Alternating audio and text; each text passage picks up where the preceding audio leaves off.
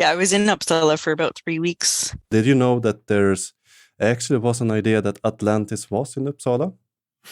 Really? Yeah, a Swedish historian in the 17th century felt that Atlantis was Vikings in Uppsala. Hmm. Interesting. I saw no evidence of it.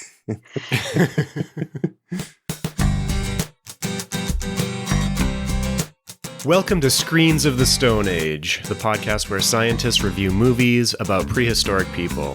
My name's Josh Lindell. I'm a grad student studying Neanderthal teeth, and I'm here with... I'm Kim Plomp. I am a bioarchaeologist. I study the human skeleton, health and disease, and evolution.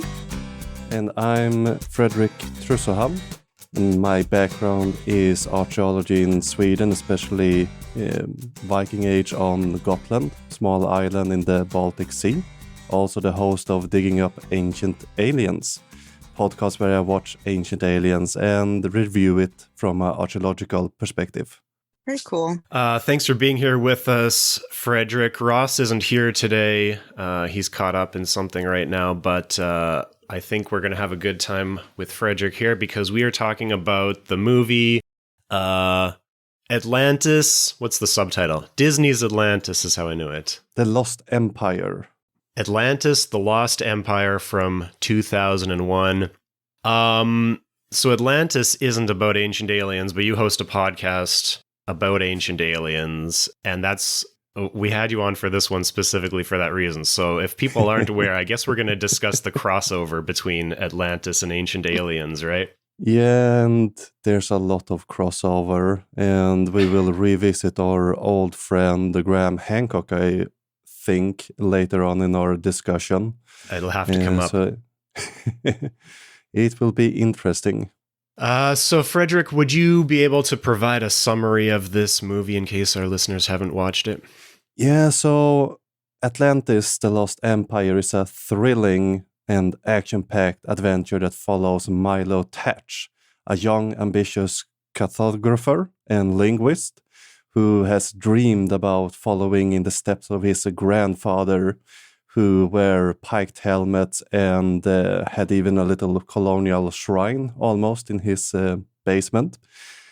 But he is hunting for Atlantis, but he's laughed out of the establishment, but finds a rich sponsor for an excavation. So they sets out in a steampunk-inspired submarine, meets the Leviathans, and finally, after a lot of adventures where everybody dies, find Atlantis, where apparently they speak some sort of proto-language or sub-language. I almost spit out my drink because I have been reading Blavatsky and Steiner a lot for preparation for another thing, and they talk about sub-races. So I thought I heard sub-races in a Disney movie, and it just got darker, a lot darker suddenly. But there he meet a wonderful girl who survived the end of Atlantis, because everybody there lives for thousands of years, but age enough to be age appropriate to the leading character as a romantic interest. And they discover that they can understand each other because all languages come from the Atlantean language. And then he learned that they have lost their way. So he, as a white man, has to come in and educate them on their own culture, as you do, of course. And so he managed to learn how they can use their lost technology and all of that. From there, it goes on because one of the people in his team was apparently a evil guy that just want to come there and steal their energy crystals to get unlimited power up on top. And then they fight a lot and the movie ends, basically. That's pretty much what happened. I've never seen this movie before as a child. I think I was 16 when this came out, so I think that's kind of a sweet spot for not caring about Disney movies. This is the first time I'd seen this movie, and I was like, somehow I never put it together. Like, as an archaeologist, I know all the Graham Hancock stuff, all the bad stuff about Atlantis, and I just never put it together that Disney made a movie about an archaeological conspiracy theory. That's kind of crazy. Yeah, they wanted to get into the more young adult section. So as you noticed, it was more action scenes and not any songs traditional in a Disney movie. So they That's tried true. That is weird about it, right? a different approach with more action. So I was in the proper age. I was maybe 10, 11 when it was released. So, that type of film resonated with me. And I know a lot of other archaeologists in my age love this movie, but it has a darker legacy. It's not really the super racist, but it was heavily inspired by Edgar Cayce's writings instead of the traditionals like Blavatsky or Ignatius Donnelly. I used to read Edgar Cayce and I read his book on Atlantis. Yeah. I've never heard of this guy, so we're going to have to get into that. Before we get into those details, let's start with the more pedantic stuff. So we always start by nitpicking the inaccuracies. Just to give you a sense of how pedantic we get here, I've got a couple to start with. They have a cook named Cookie in their team. At some point, he makes a Caesar salad. Caesar salad was invented in 1924, but the movie takes place in 1914. So there's an anachronism for you. What was the one other one I had here? Oh, Cookie also mentions the 4 food groups.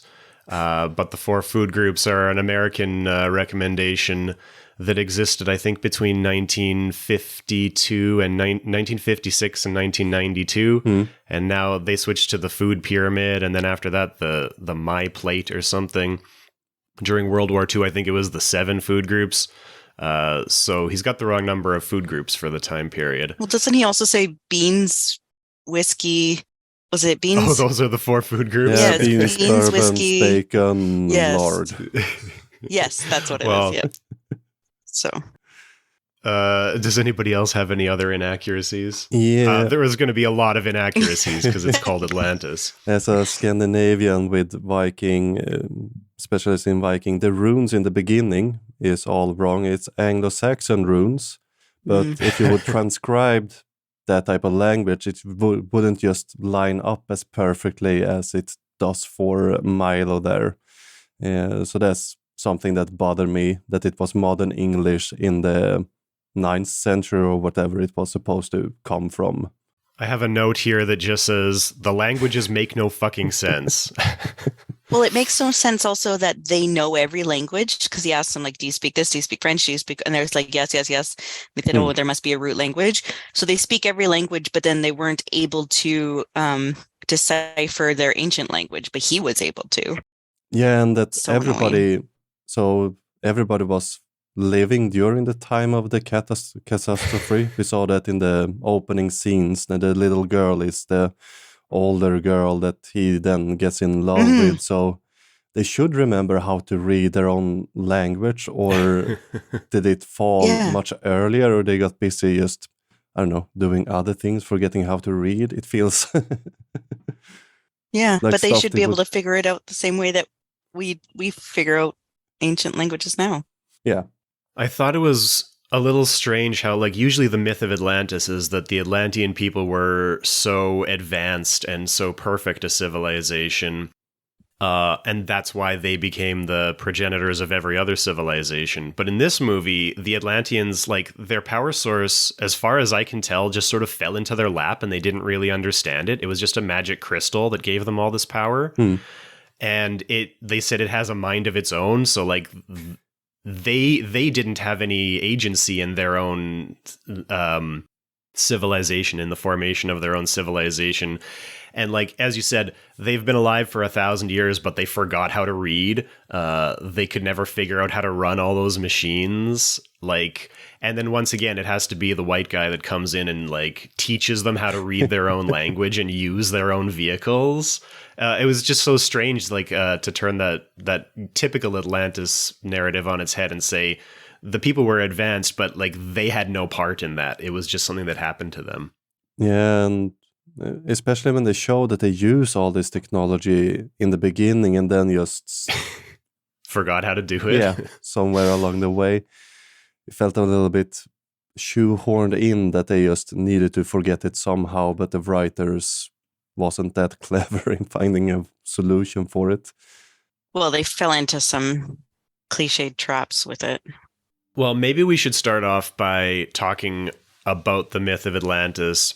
I think we've talked about Atlantis in another episode at least once before, right? Probably. Yeah, you did it in 10,000 BC. I just finished that episode a couple of minutes ago, so I have your discussion quite fresh on it. Well, I think a lot of people, I mean, I know this because I teach a class in archaeology and popular culture. A lot of people don't know that Atlantis wasn't a real place and that archaeologists aren't looking for it. So maybe, Fredrik, do you want to... Well, not real archaeologists aren't looking for it. Well, I was just going to say, if you watch the Discovery... Yeah. But if you watch Discovery Channel, not knowing how fake a lot of their stuff is, archaeologists are looking for it. Well, that's why people think it's a real place, because our media tells people that it is a real place, but it's not, and we have good reason to not try to look for it. Fredrik, do you want to, I assume you know a little bit about the myth of Atlantis. Do you want to fill our listeners in if they don't know why we're not looking for Atlantis? So, sure. Atlantis was the brainchild of Plato, the Greek philosopher that I think most people are familiar with, and he put it in his Socratic dialogues. And he used Atlantis as a sort of plot device to describe the perfect civilization and what happens when they clash with another one. And he's building upon his earlier book, The Republic. So in Atlantis is mentioned in two books, Timaeus and Critias, and it takes place after they had their discussion in The Republic, where Socrates talked to his students that, these things didn't take place, any of them. Plato isn't, transcribing literal meetings from back then, but more using famous names to as characters in his stories. But basically, in Timaeus and Critias, he wants to have an example from his students about the perfect society. And I don't remember the name of the one who sacrificed Critias, but one of the students tells, I know that Critias has an excellent example of this, to shift focus to this poor guy who then stands up and just happened to tell the story about Atlantis that he heard from his father, that heard it from his grandfather, who heard it from his father, who heard it from a sage in Egypt, who heard it from an Egyptian priest. So, it's the long way to Platon. Just place it so long back, and then he uses it to describe what happens to the perfect society when it becomes corrupt, and how a society that used his ideas from the Republic would be able to defeat this empire, even if in his story then the gods come down and just smite the shit out of Atlantis and drowns it for reasons not really known, because he ends mid-sentence when Zeus is planning with his other gods how to destroy Atlantis. So that's the short origin of the Atlantis myth. And one of the most interesting things to me is that, people who want to believe that Atlantis is real will say, well, Plato said it was literally real. He told in his story that this guy from Egypt told it, and we have this game of telephone. He said it was real. Yeah. But we don't have any historical or archaeological evidence for anything related to Atlantis before Plato. And then everything that comes after Plato is basically referencing Plato. So it's pretty strong evidence that he's the guy that made it up in the first place. Yeah, and it's interesting that none of the Greek historians that basically deals with how great Athens was, I forgot one of their names, but Herodotus, for example, who's a little bit earlier than Plato, never mentioned Atlantis. And the ones after him never mention Atlantis, nor the Egyptians, the Sumerians. Nobody else mentioned Atlantis as anything else than, referring to Platon's work as, this fictional place. And it's not until the 17th, 16th century where we start to get, new accounts. But, the idea that Plato says Atlantis was really like, the Tolkien says nothing that Lord of the Rings is made up. And if you read in the beginning of the Fellowship of the Ring, you learn that, this will tell the story on the hobbits and their history. And nobody says that, Fellowship of the Ring, that's real place, Midgard is where shit happens way in the past. That's similar storytelling myth. And then, so the modern myth, as I understand it, can largely be traced back to Ignatius Donnelly, who you already mentioned, who wrote a book called Atlantis, the Antediluvian World.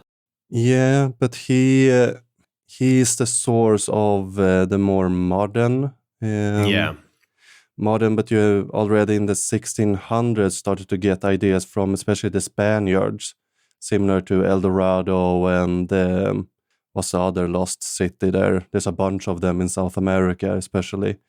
But the Spaniards brought up Atlantis to show that there might be more riches.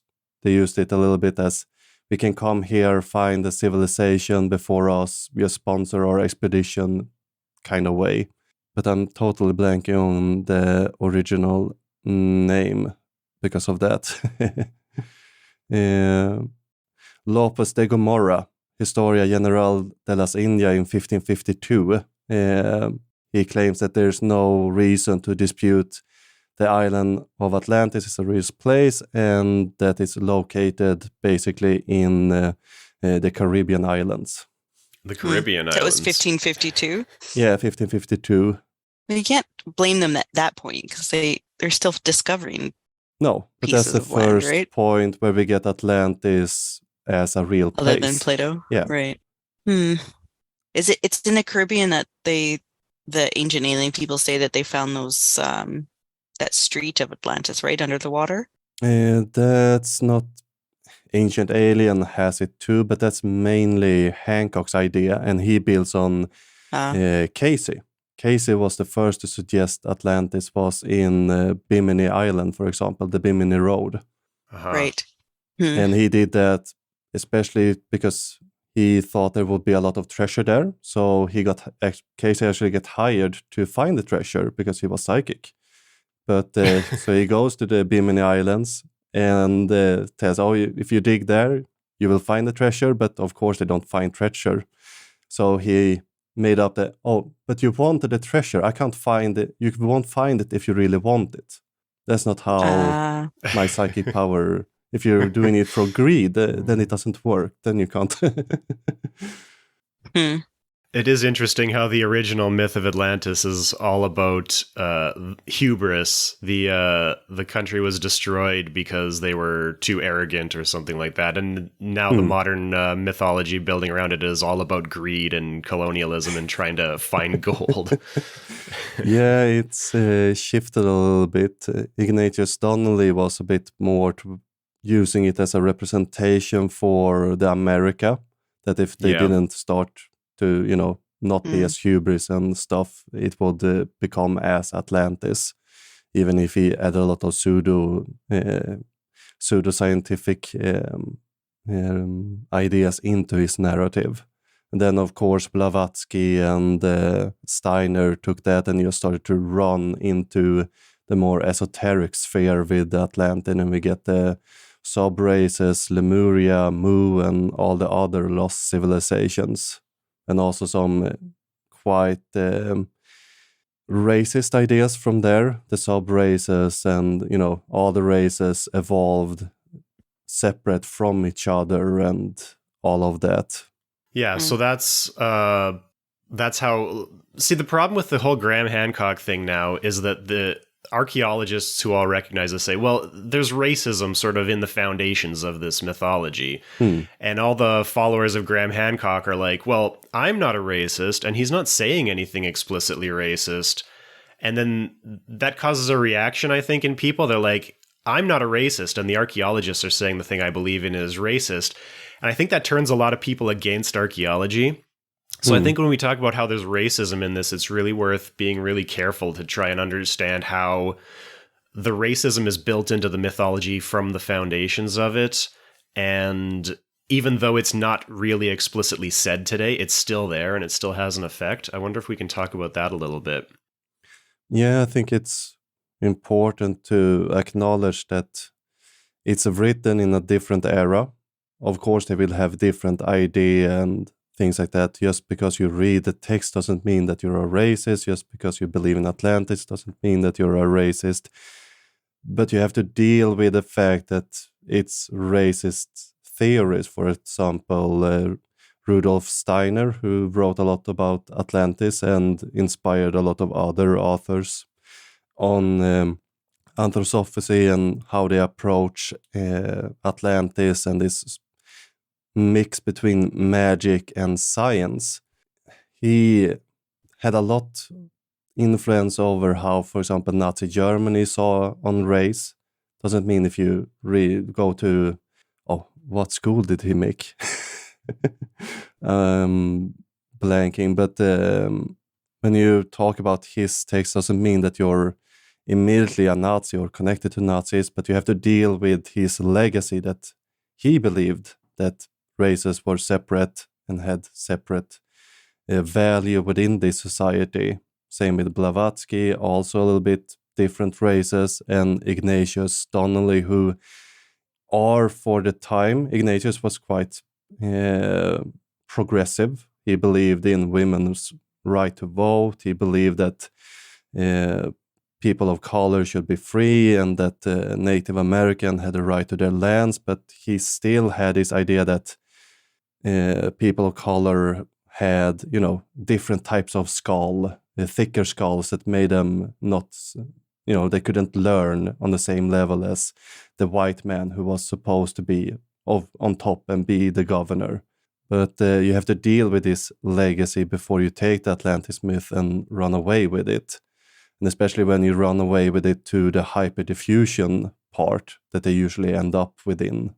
Yeah, I think we've talked about hyperdiffusionism before too. So hyperdiffusionism is this idea that there's one original civilization and all other civilizations descend from it. So this is Graham Hancock's idea, and he's not he's not the originator of it. It's an idea that goes back like 100 years before him. But this idea that the Atlanteans were the first civilization and that they spread all around the world and took their culture and technology with them and spawned all the other civilizations like the Mayans or the Egyptians or, disregarding all the crazy time distances between these civilizations, right? But it's not a bad idea initially. Like cultural diffusion does exist in archaeology, and we can see the spread of cultures and ideas. But it's that hyperdiffusionism where you try and trace every single civilization back to one original civilization, where we don't have evidence for that. It seems like a lot of different civilizations arose independently and were not related to each other initially. So, again, it's not a crazy line of thinking. It just turns out to have been wrong. It hasn't been borne out by the evidence archaeologically. Yeah, it's not really an idea that we use to explain the rise of things in reality. And what they tend to do is mix in mythology that, again, is heavily influenced from the 1600s. For example, Quetzalcoatl being white is one of those Spanish myths that originates from the Mendieta in the 1500s when they get to Mesoamerica and all of that. So it's important to know where these ideas come from and then maybe acknowledge them and then go from there, I would say. Mm-hmm. Well, maybe from there, we want to move to Graham Hancock. Is it time to talk about him specifically? I don't know very much about him. I've refused to watch the shows. I've watched the first episode with my class, and I can't bring myself to watch the rest. I think I need to pirate it if I'm going to watch it, so that Netflix Yeah, doesn't so it's get secret. the views. Yeah. No, but we can. I've actually seen the whole series. I had more problem with that one than Ancient Aliens, to be honest. Stefan Milo on YouTube did a really good breakdown of it, so I've watched a lot of content discussing it, but I can't bring myself to watch the episodes. No, they are rough, especially he's so aggressive in them. And that's the thing, right from the first episode. Like, I know that's his attitude, but just to come out and just say archaeologists are so arrogant, they won't listen to me. Like, I don't know, man. Sounds like you're pretty arrogant to claim that you know better than an entire field. yeah, I don't know how archaeologists could be that arrogant. What is his background? Like, if he's a journalist. Yeah, he wrote some journalistic pieces in the early 90s and then started to get into this esoteric ideas and pseudo history later. Right. One of the things I didn't know about him until recently is I don't remember whose video I was watching, but apparently he's got he follows some sort of strange new wave religion, which apparently influences a lot of the things he's talking about, which I guess is not surprising since there's so much of that tied into the myth of Atlantis. Yeah, I think that's something we tend to miss. I know that we are good at pointing out that the material he usually uses is racist, which we already covered a little bit, but as Dr. Jeb Card, the author of Spook Archaeology, for example, discussed in his article America Before as a Paranormal Charter, is that we usually don't acknowledge that Hancock isn't trying to be an archaeologist. That's not his goal, that's not his, what he dreams to be, or a historian. He wants to be a mix between science and magic. Newton, something like that, Goethe, and others like that. He wants to mix anthroposophy and theosophy into a scientific approach. So just meeting him with material culture, material evidence won't really work, because that is misunderstanding his entire goal in a sense. So you're right, he wants to bring in anthroposophy and magic. That's his whole approach to it. He doesn't really show it in his TV series. They seem to have cut out a lot of these esoteric ideas to get more, documentary history feeling. So he's almost a little bit misquoted by his editor team in a sense. But he wants to bring in magic. That's how we know, because, people, Casey and others could see back in the time. That's, something he wants to show is true paranormal things. So one of the things that I always wonder about people on Ancient Aliens or people like Graham Hancock is whether they really believe what they're saying. Yes, me too. Yeah, me too. I don't want to put too much on them, but as I've watched, I got a feeling that some are a bit more genuine in their interest. They have their specific field that they are pseudo experts in. But then you have, for example, Giorgio Tsoukalos and David Childress, who write about everything, and everything they find is true, and nothing really puts together, and they contradict themselves all the time, episode from episode. So they might be more towards, maybe they don't really believe, maybe they are just edited out of context, but it's hard to say. Van Daniken has admitted by accident in an interview back in the 70s that he has taken some artistic liberties with his scientific materials and things like that. So again, not sure if it's really a believer or more want to sell books in that sense. I'm pretty convinced that for Von Daniken, whether or not he believes is much less important than how much money he makes. I'm sure that he'll say whatever he needs to say to make money. Yeah, basically, if you want, you can spend 10,000 euro and spend an entire week in Egypt with him, plus room and board. Also, I've always wondered where they get a lot of this stuff from. It seems to me that they just make it up. Like, did they just sit in a room and talk, shoot the shit and then come up with the craziest idea they can? There's no basis for this stuff, right? It depends. Some of them, for example, Van Daniken, he probably makes up some parts. Same with Zacharias Sitchin, he who translated a bunch of ancient texts without having any documented experience of ancient Sumerians, and his translation often go against Sumerian dictionaries written by themselves. So it makes you wonder a little bit how much he really knew. But some comes from these old sources. The Spaniards in the 1500s,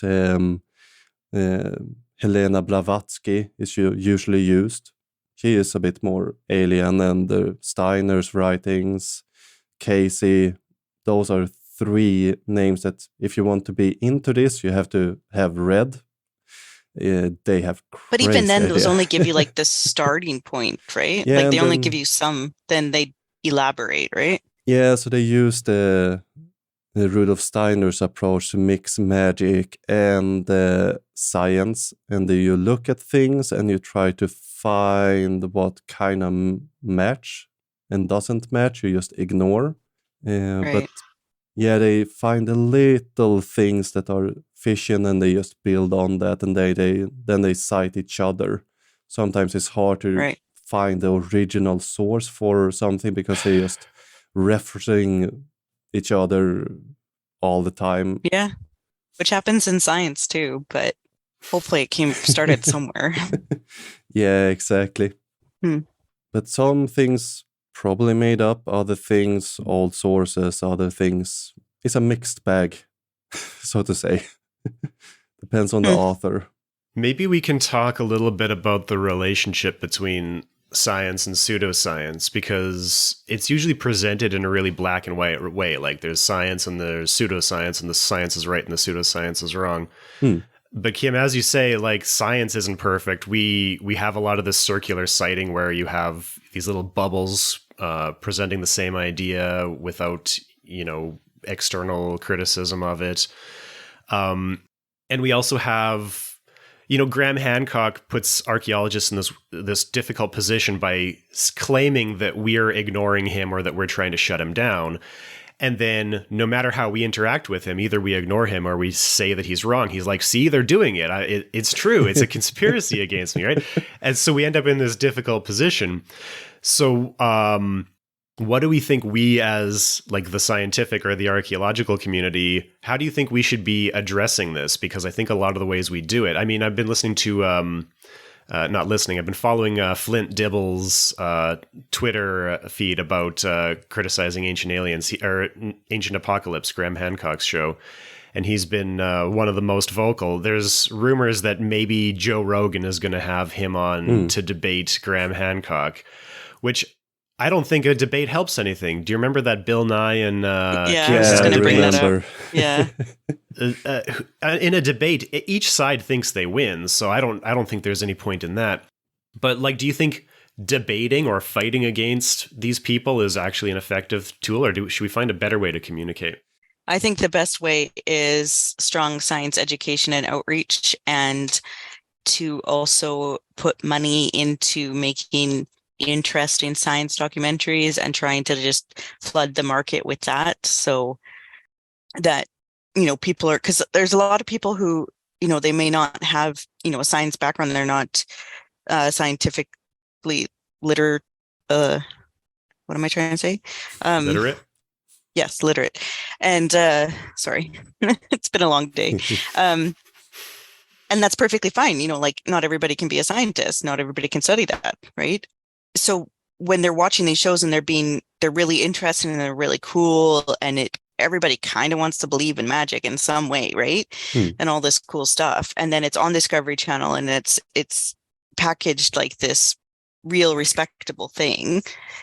People are going to believe it, or at least not know why they can't believe it. If we do things and package it and push it in the same aspect, then we might start to win, especially if we start to get to kids young, right? Give them the tools to be able to decipher what's real and what's not real, even without understanding, like having a big basis in science. Yeah, critical thinking skills, I guess. I think that's nailing it pretty much, that we need to engage more with media and, pitch and write TV companies wish for these type of things and show with our money what we want to see, because it's not hard to make archaeology exciting for most people, because when you speak with people, an archaeologist, I wanted to be that when I was young. People have a, reflective, they find it interesting. And when you go to museum, everybody gets stuck and they ponder a little bit on their past. It's a good part of human nature, but we need to reach out to TV companies more and become more engaged in the production part of these type of documentaries to, take the area back from the, more fringe ideas. But also definitely. when we engage them properly. I'm not sure Flint will do I respect him as a science communicator, but this idea with sitting with Graham in the same room, thinking that he will be able to talk about real archaeology, is a bit of wishful thinking from him, because Graham will just go in attack mode and then he just end up trying to defend his position instead.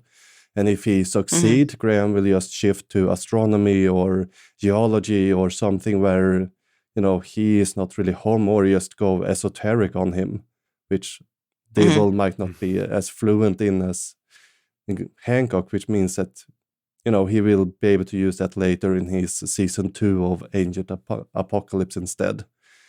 I think we need to understand where they come from and just be online and just engage with people, friendly, and, just acknowledge that we won't change the hardcore believers. What we want to change are, the ones who got interested now, who never heard about this fringe idea before, saw Ancient Apocalypse and started to go on YouTube and, try to find out more. We need to, rank higher in the Google searches and all of that to get them the real science. So when they go to look for it, they can actually find it and understand it. Like, we have to take it out of the academic jargon too. One thing that I think will be an issue if we can get stuff like this going, is that in a debates like situation, the scientist is never going to be as confident in what they're saying as the pseudoscientist, right? We're like, a real scientist is always going to say, well, we think and we support and the evidence suggests, right? Where someone else is going to say, it is this way, I know it's this way. And like, a lot of people are going to just go with the confident person, believe them that they're saying it with such like gusto, right? That's human nature. And as you said, Bill Nye, for example, technically he won that debate. All his points were right. If you look at from academic debate, Bill Nye won, of course, but from a public perspective, Bill Nye, he lost that.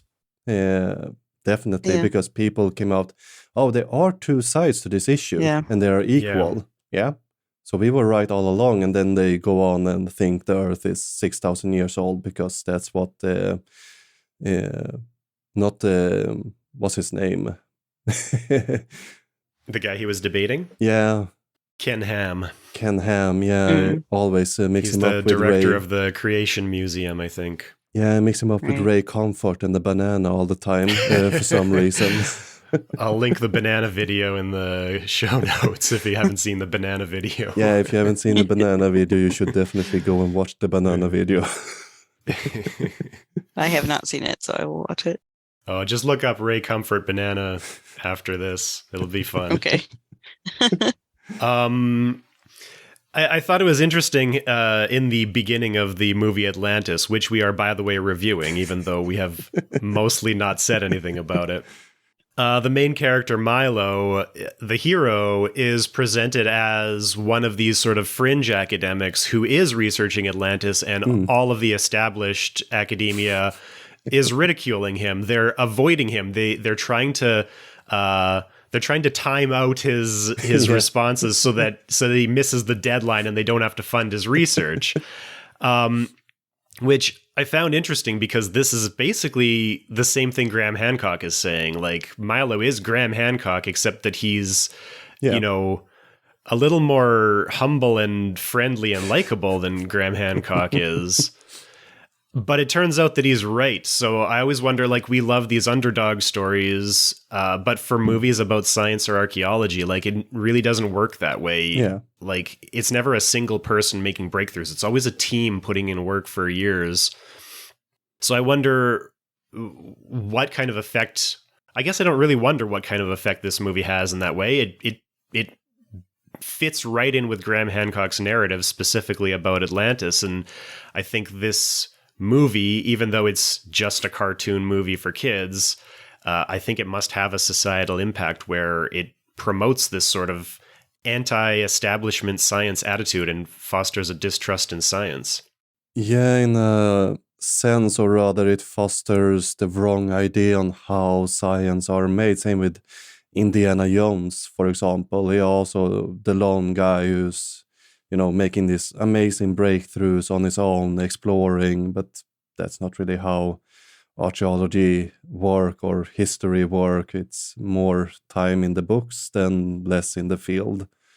And as you say, it's a team effort for a long, long time. But I think while it might give some, we could do this movie a bit better, for example, a team of researchers getting in together and finding Atlantis through research. And it's a bit funny because during the era this take place, Atlantis would be funded almost immediately by the scholars of that time, almost. But it's a bit turned on their head. But I think there's way to make this movie work a bit better from a science perspective. Well, first of all, the people should be dead after 8,800 years. That's a surprise. Usually we don't find living people in our archaeological ruins. Oh, that's pretty rare. Going back to talking about how we as archaeologists need to do outreach, it's worth pointing out that all of us are doing that right now, right? We all host podcasts to educate people about science. And, you know, the types of archaeologists who are well known enough to actually be able to be in contact with TV or documentary producers, they all have the same stories. Like, you listen to Ken Fader or David Anderson or Jason Colavito. They've all got these stories about being, consulting with documentary producers and being asked to say things that aren't true. And they're like, well, I'm not going to say things that aren't true. I'm going to say things that are, in line with the science. And they're like, oh, that's okay. We'll just edit around it to make it sound like you're saying the thing we want you to say. And they're like, why would you think I would be okay with that? Right. It's like the entertainment industry doesn't understand that we actually care about the scientific facts. Yeah. And when people are in talks with, creating an archaeological documentary or something, everybody that I've ever heard who's talked about an experience like this always says that it's impossible. You have to be very careful because they always start with the narrative. Like, they can't write a documentary without already knowing what they're going to say because there's too much risk in that.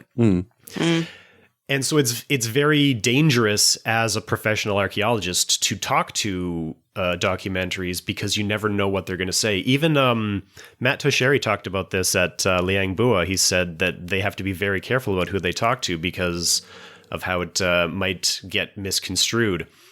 That was on the episode Cannibal in the Jungle, which was a Animal Planet mockumentary that didn't say it was a mockumentary, so people believed it was true, right? And they interviewed real scientists for it who, according to Matt, didn't realize, I mean, they did so many interviews, they didn't realize what the project actually was going to be. Like, they lied to them about what it was actually going to be. So on the one hand, we have the danger of actually collaborating because we don't have any control over what's going to be said. On the other hand, we don't have any power to actually create our own narratives. And then for those of us, like us in particular, who are making our own projects, we don't have the resources to have the reach of History Channel or Discovery Channel. Fredrik, I don't know what your listenership numbers are, but I mean, ours are minuscule compared to the podcasts I usually listen to, you know? We're basically teaching a couple of, university classes every episode, right? So all of our listeners could fit in a lecture hall is what I'm saying. Yeah. So what are we supposed to do? Like, we have regular jobs. I'm a grad student. I'm working on my own research. I don't have time or money to put into this project to get a bigger reach. Maybe what's your experience as a podcaster? How do you reach people? Well, it's mostly through Twitter so far, I think I've seen. But as you said, it's hard to reach out. And I think your reference, to get back to what you talk about with Ken Fader, Atlantis, Disney tried to make a documentary to promote this movie and try to get Ken Fader to appear on it. I think you were referring was in Science Friction from Brian Dunning, movie that you should go and see if you're interested in, educators quoted out to context, but to reach out. I'm not entirely sure it's to be where people are. I'm a bit on Reddit. I'm a little bit on Twitter, but also write to media, radios, TV stations. Annalise Baer, for example, who actually was a researcher for Ancient Aliens, now Egyptologist, actually Cool. talk a little bit about how academics can try, instead of teaching, try to get into TV careers as researchers and writers, because we can affect a lot more from that point of view. But there's not many of us who go into media in that sense. If we are, it's as talking head experts or, presenters on the show. But we need to be more, behind the scenes operating too. So if students who might be listening feel interested in media, I would recommend, trying to get into the media as a science literate writer and researcher, because I think there we can make the best change. And of course, with our wallets, finance good TV productions like Time Team or people that do real education and not so much Ancient Apocalypse and things like that. So what you're saying is that we have to tell people about our podcast. Yeah, I heard it helps. Okay. We're so bad at that. And also go to, Skeptic Conference, ACF Conference, QED, if you're a European, is a brilliant conference. And they usually have excellent speakers. Skeptics in the Pub is usually also an initiative that I do enjoy, that you can reach out to different people and come and talk. Often quite small, but they have some online Skeptics in the Pub with a bit more reach. So there's different way to also get yourself out there. We should make like stickers or something, Josh, that we hand out at conferences that students will put on their water bottles or binders or whatever. That's actually a really great idea. I think we should do that. I made a poster, but that doesn't make any sense. Why would you learn about a podcast from a poster? But that video cassette, like the one that you made a poster, that would be a really cool sticker. I'd put that on my stuff. Okay, we'll do that. Okay. Here's a little Easter egg. Did you guys see the coelacanths in the movie Atlantis, which we are reviewing? No, I missed it. The what?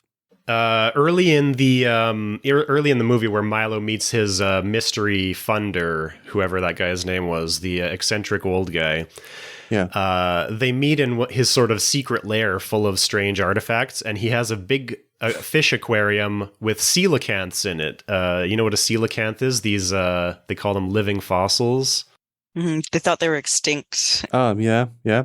Yeah, they only knew them from fossils up until the 1930s, so they thought it was an ancient fish, until a fisherman caught one, I think, in the Indian Ocean in the 1930s. And since then, they've discovered that there are populations of them that are still alive today. But the movie's set in 1914, so at the time, nobody knew that the coelacanth was alive, or science didn't know that the coelacanth was alive. And they're so specific, like the drawing of them is instantly recognizable as a coelacanth. So I don't think this is a mistake. I think this is a little Easter egg saying this guy is so well connected that he knew about this fish before science knew about this fish. And to get back to the movie that we're here reviewing, what I found refreshing was that it was not a Greek Atlantis. It was a more neutral, can be any civilization type of Atlantis that they're building on. So that approach was quite refreshing, at least. Yeah, it is funny that Atlantis would be depicted as Greek, considering it's supposed to be the progenitor of all civilizations, and also it's explicitly, according to Plato, 9,000 years before Plato's time. So yeah, but the Greeks were, the best civilization in the world, according to the Greeks. And also the language that the Atlanteans speak, they actually made it up for the show. So it was costume. Is it? Yeah, it's a real made-up language by the same guy. We've talked about a few movies where they do that. Same guy who made the Klingon. What's his name? It'd be such a cool job to have. Like, oh, hey, what do you do? Oh, I make up fake languages for movies. I'm not sure if it's easy or hard, though. But I'm Oh, really it'd be bad. hard. Yeah. I would think you would have to have like the brain of a musician, right?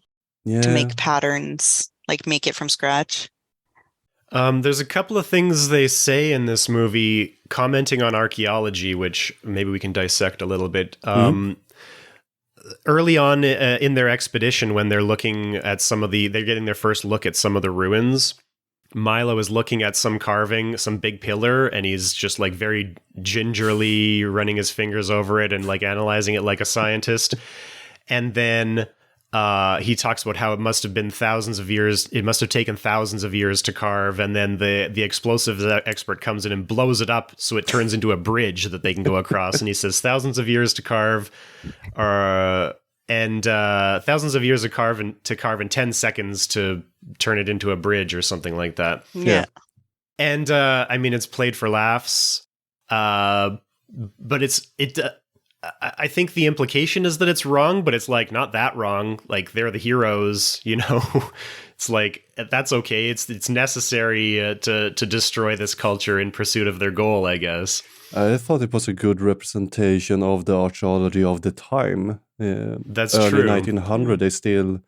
Who was it that blew up one of the pyramids in Mesoamerica? Yeah, I don't remember, but they used dynamite to excavate pyramids, for example. So yeah it's.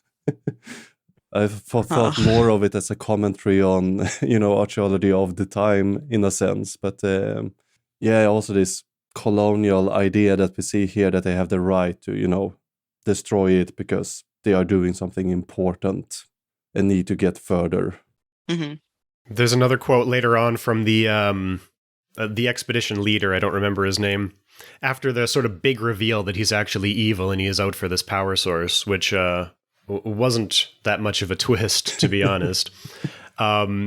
He says to Milo, if you gave back every stolen artifact from a museum, you'd be left with an empty building. We're just providing a necessary service to the archaeological community, which is I mean, that's true. That touches on a lot of the issues of repatriation we're dealing with today.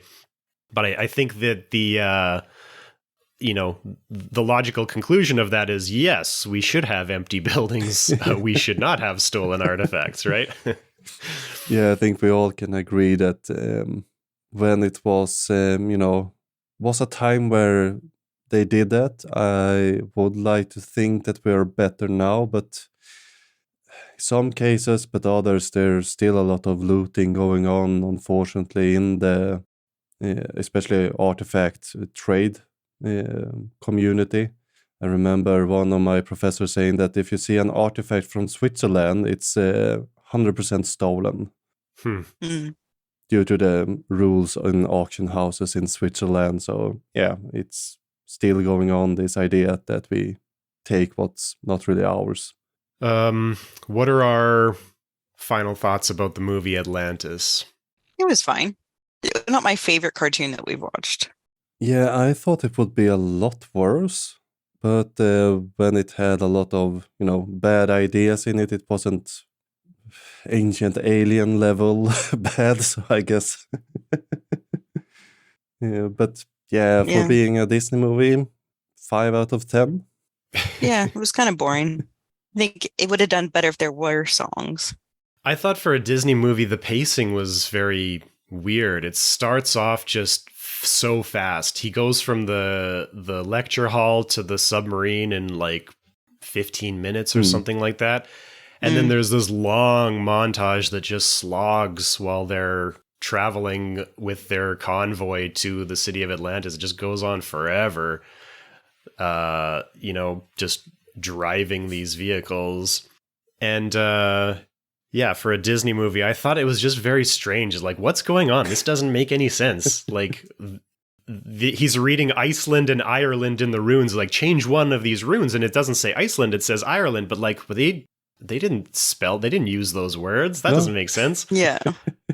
How do you understand our language? Oh, our language is the progenitor language of all languages, so every language is inside our language. That's not how language works. That doesn't make any sense. This is so weird.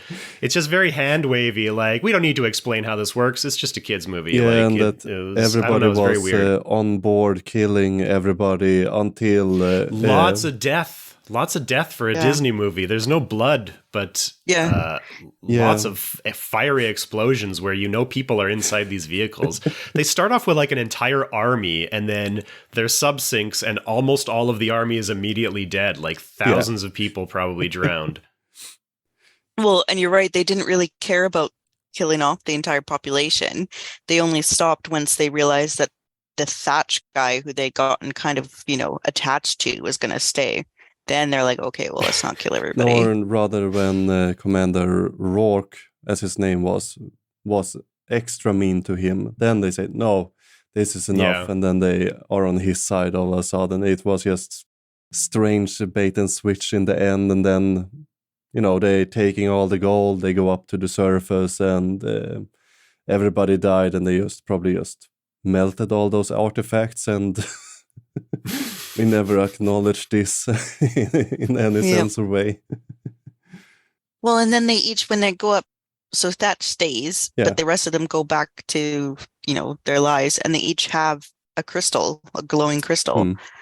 So they took that out of Atlantis, the life force. That's bad.